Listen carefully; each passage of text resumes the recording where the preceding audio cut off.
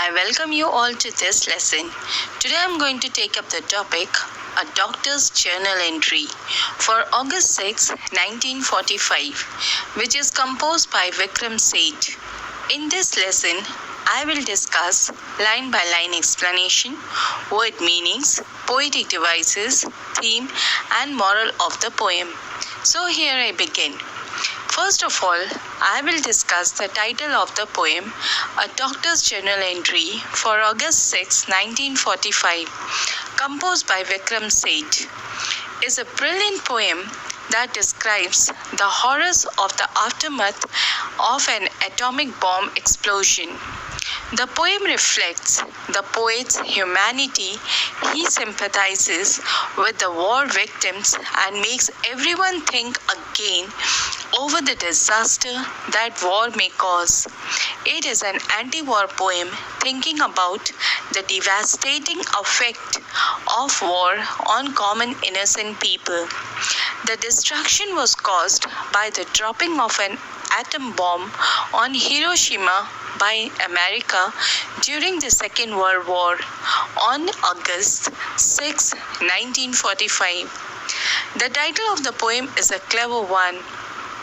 The poet has used the journal form to write the poem in order to give it an objective touch.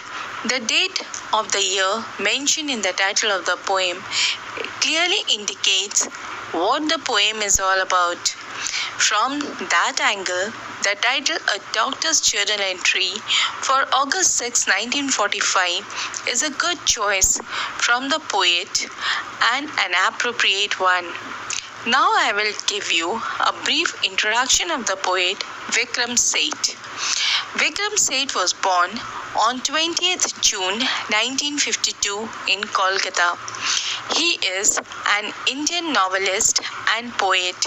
He was educated at Doon School, Dehradun. He has written several novels and poetry books. He has received several awards such as Padma Shri Sahitya Academy Award, Pravasi Bharatiya Samman, W.H. Smith Literary Awards, and Crossword Book Award. Now a brief description about the poem, A Doctor's Journal Entry for August 6, 1945. This poem is a dramatic monologue which outlines the impact of the dropping of the atom bomb on the city of Hiroshima as seen through the eyes of Japanese doctor that day. This is an anti-war poem and criticizes such an inhuman attack that almost destroyed the city and took away thousands of lives. War is an inhuman and brutal thing. It results in destruction and sufferings. It portrays the impact of those who committed such a brutal act on their fellow citizens of Japan. The dropping of atom bombs on the Hiroshima and Nagasaki made Japan surrender and led to the end of Second World War. The infamous day on which the brief flash and thundering explosion of the first atomic bomb took place over Hiroshima changed everyone's worldview. In this poem, we see the mute reaction of the people stripped naked and doomed by the explosion. The poem is in the form of an entry made in a journal by a doctor for keeping records. It gives a picture of how people were taken by surprise when the bombs were dropped on Hiroshima on 6 August 1945 by the United States. The poem consists of 63 lines in total. These lines are not divided into stanza, but into meaningful segments for easy understanding. This poem is written in first person. The narrator is the doctor who is referred to in the title of the poem. Now I start with the first stanza of the poem, and the lines are: The morning stretched calm, beautiful and warm, sproutling half-clad I gazed out in the form of shimmering leaves and shadows. Suddenly, a strong flash, then another, startled me. I saw the old stone lantern brightly lit. Now the word meanings. Morning stretch means morning dawn. Sproutling means stretching. Shimmering means shining with a soft light. Startled means gaze back with shock. The line, the morning stretched calm, beautiful and warm, described the beginning of the day with a calm morning. The doctor, who is the narrator, describes the day as beautiful and warm. Now the explanation of the first stanza. In this stanza, the narrator, who is a doctor, describes the morning as when the morning begins with a calm scene or a peaceful note. The doctor says that when it was dawn, it was calm, beautiful and warm. He was not fully clothed. He got up and stretched himself and looked outside. He saw the shining leaves and shadows. However, he was suddenly taken by surprise by two sudden flashes of strong light, and the old stone lantern in his room lit up by itself. Now the literary device used in this stanza are: number 1, personification. Personification is a form of figurative language in which something that is not human is given human characteristics. In this stanza, the line, the morning stretched calm, here the morning is personified. Personification is where a non-human, non-living thing is given human characteristics. In this opening line of the poem, the morning is able to stretch calmly. Not only does this personifies the morning, it provides the reader with a very distinctive image, that is, stretching in the poem in the morning. Number 2, alliteration. Alliteration is the repetition of the consonant sounds. In this stanza of shimmering leaves and shadows, suddenly is an alliteration where S sound is repeated. Now the second stanza, and the lines are: magnesium flares. When I debated it, the roofs, the walls, and as it seemed, the world collapsed in timber and debris. Dust swirled around me in the garden, now and weird. My drawers and undershirt disappeared. Now the word meanings. Magnesium flares means elements which can be burned to give light. Debris refers to the scattered fragments of the wreckage. Swirl means moved in a circular motion. Weird means strange. Drawer means two-legged undergarments. Now the explanation of the second stanza. In this stanza, the doctor describes and wondered whether the flashes were magnesium flares seen during a war. While he was debating about the flares, the roof and the wall of the building collapsed, and the debris got scattered all over. The dust swirled around him. Furthermore, his drawers and undershirt disappeared. That is, they got burnt in the flashes. The doctor found himself thrown into the garden. The poet uses hyphens for poetic effect in the second last line of the extract.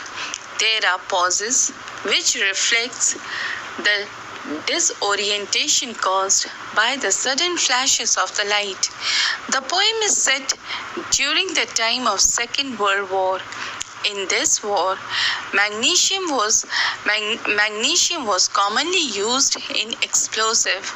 Therefore, the sudden flashes of light prompted the narrator to think that they were caused by magnesium. As the narrator debated on what to do next, everything around him began to crumble and fall. He saw the roof and the walls of his house collapse into debris. By the time he stepped out and reached the garden, he could see dust all around him.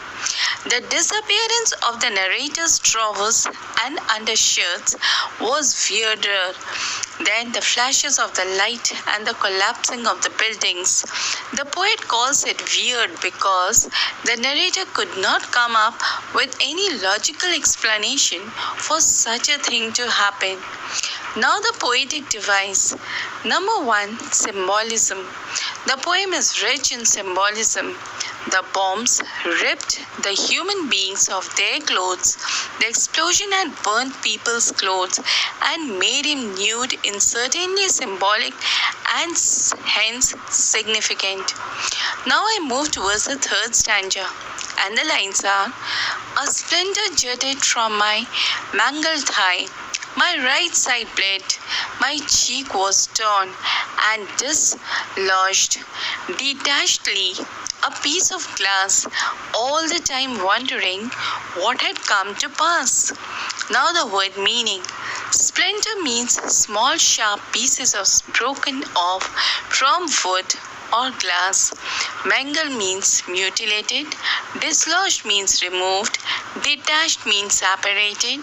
Jutted means extended out over or beyond the day, beyond the main body or line of something. Now the explanation of the third stanza. In this stanza, the doctor describes and says that he saw a slender piece of wood sticking out of his thigh, which had been ravished completely. The doctor's right side was bleeding, and so was his cheeks, out of which he pulled out a shade of glass. All the time he was feeling distracted, for he was trying to figure out what had happened. The narrator's appearance after the flashes of the light was that he was covered with wounds, dust, and blood, and his clothes had disappeared. A splinter jutted from his mangled thigh. There was blood on his right side, and his cheeks was torn. The flashes of light and the distraction that followed all happened so soon that the narrator did not understand what had come to pass. Now the literary device used in this stanza are: number 1, imagery. It is a figure of speech which represents objects, action, and ideas in such a way that appeals to our physical sense. In this stanza, my splinter jutted from my mangled thigh. My right side bled. My cheeks was torn, and I dislodged detachedly a piece of glass. Is an imagery where we can imagine the damage caused by the bombing. Now I move towards the fourth stanza, and the lines are: where was my wife? Alarmed, I gave a shout. Where are you? Yuki-san. My blood gushed out, the artery in my neck. Scared for my life, I got called out, panic-stricken, to my wife. Now the word meaning. Alarm means frightened. Blood gushed out means blood flowed out with force. Scared means frightened. Panic-stricken means affected by war. Now the explanation of the fourth stanza. In this stanza, the doctor describes how he called out to his wife to see where she was. The artery in which the neck started bleeding, and he was sure he would die soon. Words such as alarmed, scared, and panic-stricken have been employed in this tract to describe the narrator's fear, that is, the doctor. Before using these words, the doctor clearly describes his own condition, but when he cannot understand the cause of this explosion and is unable to find it out, his wife, he panics further. This shows that he loves and cares for his wife dearly. Now the literary device. Number 1, imagery. We can find visual imagery in this stanza where, due to the bombing and explosion, he was bleeding profusely, and the line is my blood gushed out the artery in my neck. Now I move towards the fifth stanza, and the lines are pale blood-stained, frightened Yekosen emerged, holding her elbow. We'll be fine, I urged. Let's go out quickly. Stumbling to the street we fell, tripped by something at our feet. Now the word meanings. Blood-stained means marked with blood. Urged means hurried. Stumbling means partially falling. Tripped means stumbled. Now the explanation of the fifth stanza. In this stanza, the doctor says that his wife appeared holding up her elbow and looking very scared and weak. The doctor assured her that they would be all right and asked her to leave the house. As soon as they stepped into the street, they tripped over something. The doctor's wife looked pale and frightened and was blood-stained. When she emerged, she was also holding her elbow, which was an indication that she too was injured. The doctor, that is the narrator, used the words, "We will be fine," to console his wife. When the narrator uses these words, he realized that he was consoling himself more than her by doing this. On his way out, the narrator stumbled over the head of a dead man who had been crushed by the gate. Now the literary device. Number 1, symbolism. This stanza is symbolic as both the doctor and his wife was suffering due to the explosion but were helpless to help each other and could only console each other.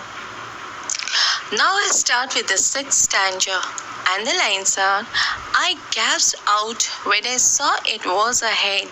Excuse me, please excuse me, he was dead. A gate had crushed him. There we stood, afraid. A house standing before us, tilted, swayed, toppled, and crashed. Fire sprang up in the dust, spread by wind. It dawned on us. We must get to the hospital. We needed aid, and I should help my staff too, though this made sense to me then. I wonder how I could. Now the word meaning.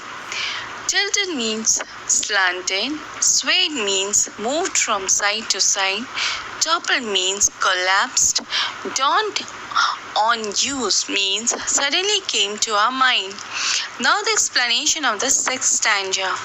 In this stanza, the doctor reveals that it was the head of a dead man that they had tripped on, for a gate had fallen over him and killed him. The doctor and his wife watched in fear as a house collapsed before their eyes. It caught fire, and the fire spread because it was being blown around by the wind. At this point, they realized that they needed to go to the hospital for help. The doctor wanted to help his employees but did not know how to do so. On his way, when the doctor stumbled over the head of a dead man who had been crushed by the gate, both of them were shocked and distressed to see the mangled remains of the dead man. When they reached to the hospital, they needed medical help, but more urgently, the doctor had to assist his staff at the hospital in looking after the casualties. Here we can see that the doctor uses the word dawn for two things. Firstly, it indicates that he was too shaken by the blast and remember that his and his wife's injuries needed medical attention. And secondly, as he saw people marching towards the hospital, he suddenly realized that he was a doctor by profession who should be at the hospital treating the injured people. As the narrator, that is the doctor, and his wife looked for safety, they saw a house standing before them tilt, sway, topple, and crash to the earth. Then there was a fire which sprang up from the dust and was quickly spreading by the wind, but they needed help for themselves and for their staffs.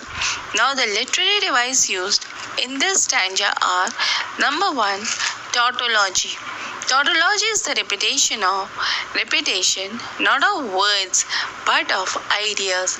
In this stanza, excuse me, please, excuse me, is a tautology where he is addressing a dead man to excuse or give him the way. Now I move towards the 7th stanza, and the lines are: my legs gave way, I sat down on the ground. Thirst seized me, but no water could be found. My breath was short, but bit by bit my strength seemed revived, and I got up at length. Now the word meanings. Leg gave way means could not go on any further. Thirst seized me means felt very thirsty. Revive means restore. Now the explanation of the 7th stanza. In this stanza, the doctor says that he could not stand any longer and sat on the ground. He was thirsty, but there was no water in the vicinity. He was panting, but eventually he was able to stand up again. The shock of the blasts paralyzed the narrator in his spot. His legs gave way and brought him down to the ground. He felt thirsty and his breath quickened for a while. As his breath was short, but little by little his strength was restored and he got up. Now the poetic device used in this stanza are: number 1, symbolism. It is symbolic to note how from the ashes of the destruction man is reborn. In the above stanza, we see that the very fact that the horror and its aftermath could be recalled by the poet, and the strength of the human beings to withstand the worst of the calamities that they ever happen. It was this indomitable will, spurred by determination, which has made Japan today one of the world's leaders. Now I move towards the 8th stanza, and the lines are: I was still naked, but I felt no shame. This thought disturbed me somewhat till I came upon a soldier standing silently, who gave the towel around his neck to me. My legs, stiff with dried blood, rebelled. I said to Yoko-san, she must go ahead. Now the word meanings. Legs gave way means legs could not go any further. Thirst seized me means felt very thirsty. Revive means restore. Now the explanation of the 8th stanza. In this stanza, the doctor says that even though he was still naked, he wasn't ashamed of himself, and this thought unsettled him somewhat. When he came across a soldier, and the soldier gave him a towel to wipe his wounds with, but his legs could not bear to be touched, as the blood on them had dried up already. The doctor told his wife to go to the hospital, leaving him behind, for he was slowing them both down. The narrator was not the only person who was naked. The explosion was so intense that it caused the skin and clothes of people to melt away. The narrator could see many others walk naked on the street trying to fathom what had happened. The thought that he was naked and yet felt no shame disturbed the narrator. This thought subsided when the narrator met a soldier standing silently. The soldier noticed the doctor and gave him a towel that he had around his neck. We find in the poem that the soldier and the other people are silent because the atomic explosion threw the citizens into shock, which is the reason why there was silence all around. The blast took away everything that the innocent people owned, their loved ones, their houses, and their jobs. Moreover, the people were injured and scared for life. The pain of these wounds was so unbearable that the people chose to endure it silently than to add to a chaos. There was no one they could turn to for support, as every single soul in the city was running for his life. Through the narration, we can deduce that the narrator took some to come out of the crumbling noise of the crumbling house and reach the open space where he is now. Apart from this, there is no indication of the amount of time that passed.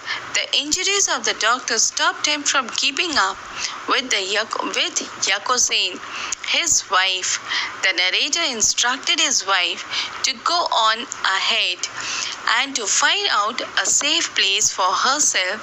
He also requested her to go ahead because he wanted to go to the hospital to look after the injured. Now, the poetic device used in this stanza are: number 1, imagery. Imagery is a figure of speech which is used by the poet to create images in the mind of the readers. In this stanza, visual imagery is created as we can imagine the aftermath of the Second World War, where the explosion had burned people's clothes and made them nude. Number 2, symbolic. This stanza is symbolic and significant as the people's clothes were burnt and made them nude. This nudity may be symbolic of our civilization. The procession of naked men and women is weird and shameful for the humanity and human civilization. Now I move towards the 9th stanza. And the lines are: she did not wish to, but in our distress, what choice had we? A dreadful loneliness came over me when she had gone. My mind ran at high speed, my body crept behind. Now the word meanings. Distress means anguish, dreadful means extremely bad or serious, crept means move slowly and carefully in order to avoid being heard or noticed. Now the explanation of the 9th stanza. In this stanza, the doctor says that his wife did not wish to leave him behind, but ultimately she agreed to do so. He felt lonely after she left. His mind was moving fast, but his body could not. The doctor's wife did not want it to leave him because she knew there was no certainty for them meeting again. When his wife finally left, the narrator felt a dreadful loneliness overcome him. The doctor's mind was grasping everything at full speed. However, the severity of the situation pushed the doctor's body into an inactivity. He saw and felt everything, but he could not get his body to react to any of it. His mind was working, but his body could not keep its speed. Now the literary device used in this stanza are: number 1, symbolic.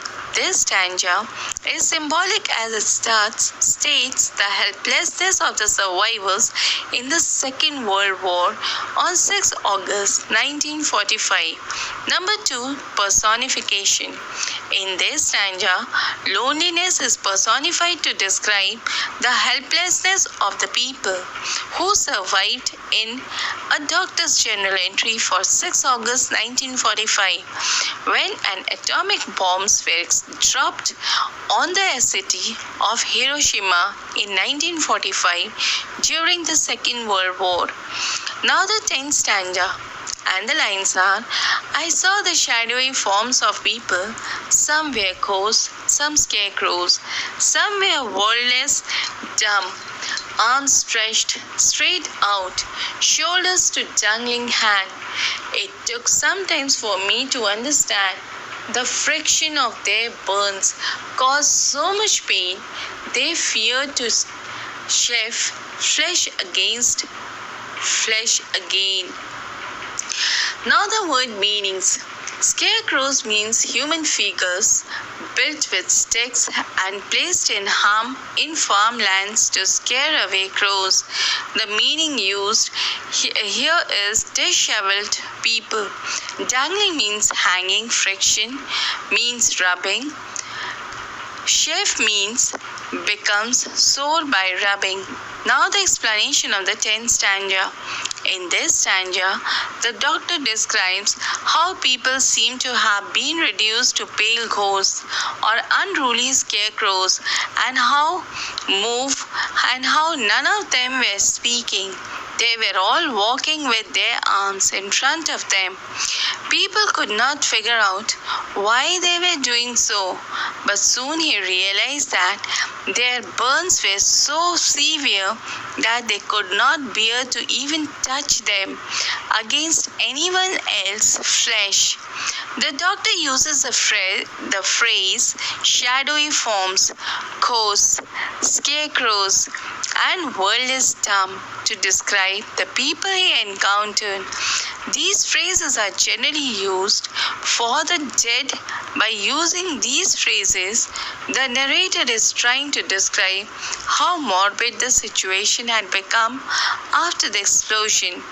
The arms of the people were stretched straight out to prevent them from scraping or rubbing against the wounded parts of their body.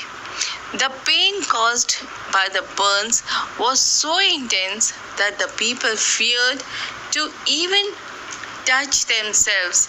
Even a slight touch in their body caused such pain that the people feared to touch, to shave flesh against flesh. The word shave means to rub against something or cause friction. Now the poetic device used in this stanza are number 1, metaphor. In this stanza, I saw the shadowy forms of people. Some were ghosts, some scarecrows, some were wordless dumb. Here the poet is comparing people to ghosts and scarecrows after the explosion of the atomic bomb in Second World War. Number 2, imagery. In the above stanza, visual imagery is used in this line. I saw the shadowy forms of the people. Some were ghosts, some scarecrows, all were wordless dumb. This comparison of the people with the ghosts and scarecrows helps to create a mental image of how the people were walking around after the attack. Now the 11th stanza, and the lines are, those who could shuffle in a blank parade towards the hospital. I saw dismayed a woman with a child stand in my path, both naked. Had they come back after the bath? Now the word meaning. Shuffle means a blank parade. Blank parade, shuffled in a blank parade means walked involuntary, as if in a trance. Dismayed means discouraged. Parade means a series of people or things displaying one after the other. Now the explanation.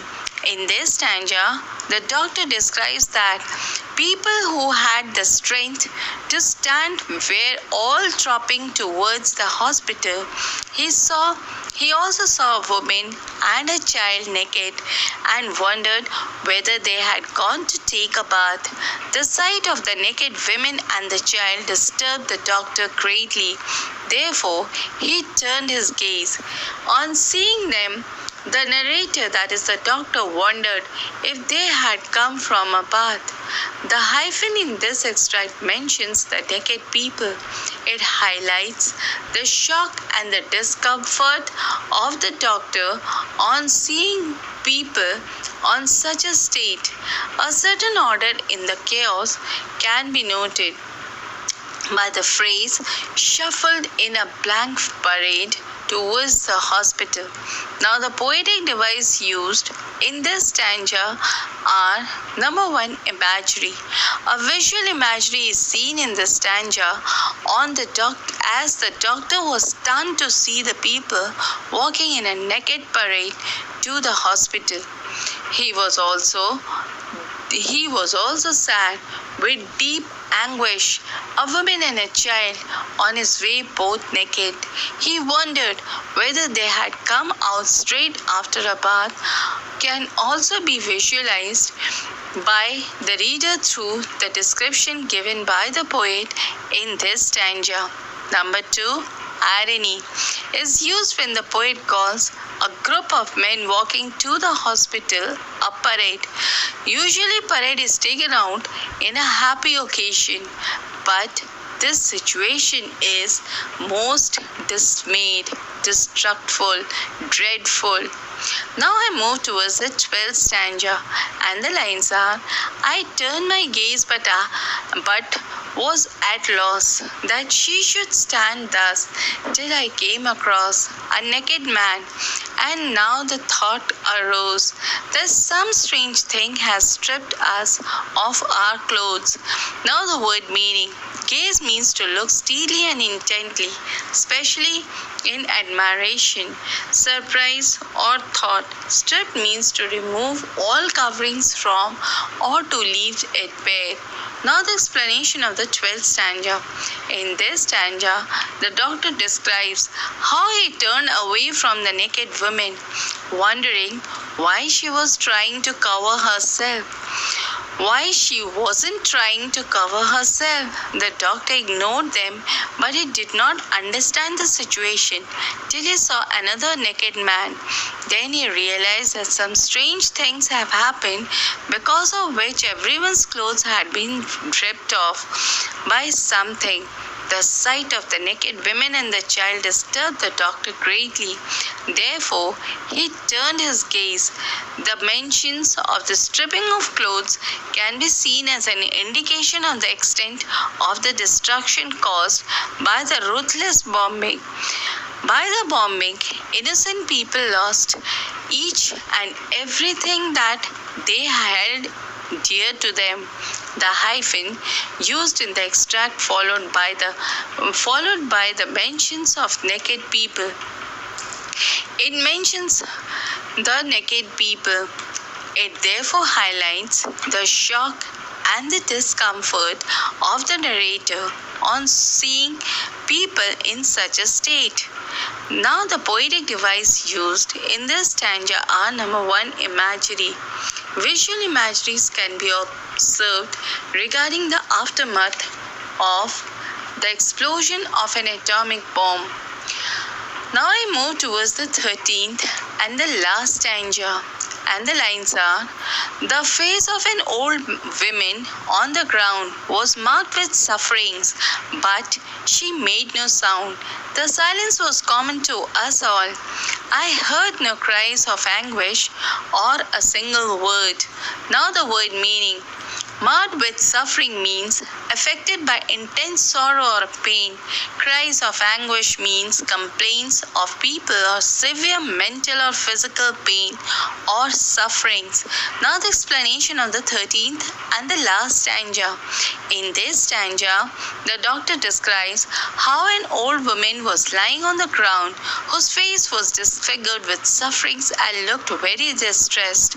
But she did not say anything or complain, and no one ever cried. Silence was a common feature for all the suffering men and women. All were shocked and they had become speechless. They could not cry in spite of their pain.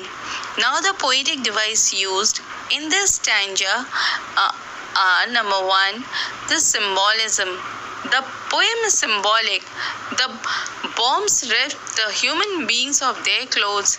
This signifies that the whole humanity was deprived of their human nature, which was made bare, raw, and burnt by the senseless fate of the history, to be remembered as a deterrent to future generations. Now the theme of the poem. The narrator is a Japanese doctor who describes the moment after the atomic bombing on Hiroshima. How all the buildings of Hiroshima were destroyed. How men's bodies had been ripped apart, how the survivors were all naked and marching towards the hospital, and how none of them were speaking a word. Number one, silence. The strangest part of the poem is silence, which the doctor described repeatedly. He mentions people injured and shuffled because of the blast. However, the deafening silence which follows the blast is even more harmful. It brings out the extent of the shocks and the pains that the innocent people had to bear. The people were wounded both physically and mentally, to such an extent that they could not even express their agony audibly. It is also representation of the doom which the people were pushed into as they lost everything in the blast. They were shell-shocked and could not speak. Number two, immediate response to nuclear bombs. In this poem, the poet accurately describes the reaction of the people, of the citizens of Hiroshima, to the nuclear bomb apart from his wife, and the crowd of the people walking like shadowy forms of ghosts. The narrator comes across the soldiers, a woman with a child, and an old woman on the ground. He noticed that all these people had lost their clothes by some unknown force. He also noticed that the silence was prevailed after the blast. No one cried or screamed. They could not figure out what it was that had happened them on that fateful day. Number three, effects of war on common people. On August 6, 1945, marked the final year of the Second World War. By August, Germany had already surrendered to the Allies, but Japan refused to do so.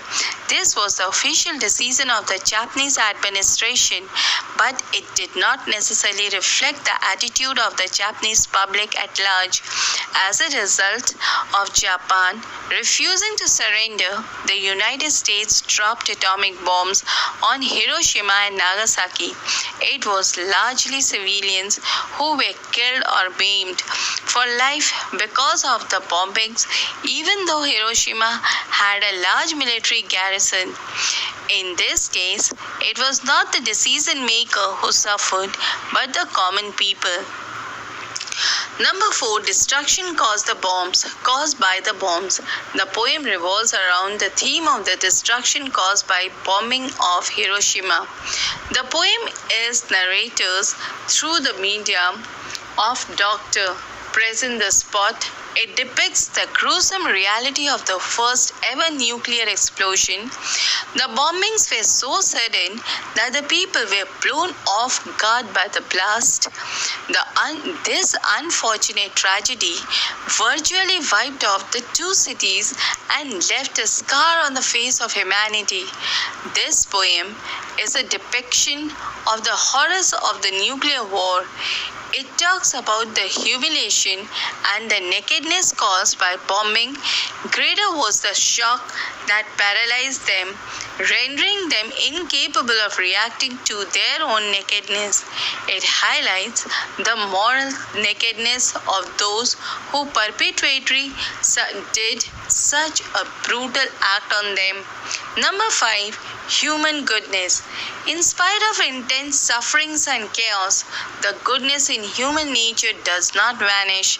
There is a hope for care and concern in the attitude of the doctor who bleeds and is too scared for his life and calls out his wife. He thinks that his staff but finds himself helpless. The doctor could not move because his legs gave away. Thirst seized him and his breath was short. However, he managed to move because of his strong determination and willpower and an indomitable will to rise above such calamity. Now the moral of the poem. The poet in this poem, a doctor's journal entry for August 6, 1945, accurately captures the massive destruction of property and loss of lives caused by the Hiroshima bombing. However, his point is not that nuclear weapons are bad, but that all wars are bad. They affect only common people and not the administration that carries on wars. Hence, war should be stopped altogether. The message of the people is that victims have often voiceless. They suffer so greatly that the violence perpetrated against them renders them mute in the face of the great destruction and violence. Such an atomic bomb blast pictures can't even cry out, and their pain goes unrecognized, untreated. So we must keep peace and avoid wars for the good of humanity. So, with these words, I end my lesson. Hope it will be beneficial for you in your study. Thank you.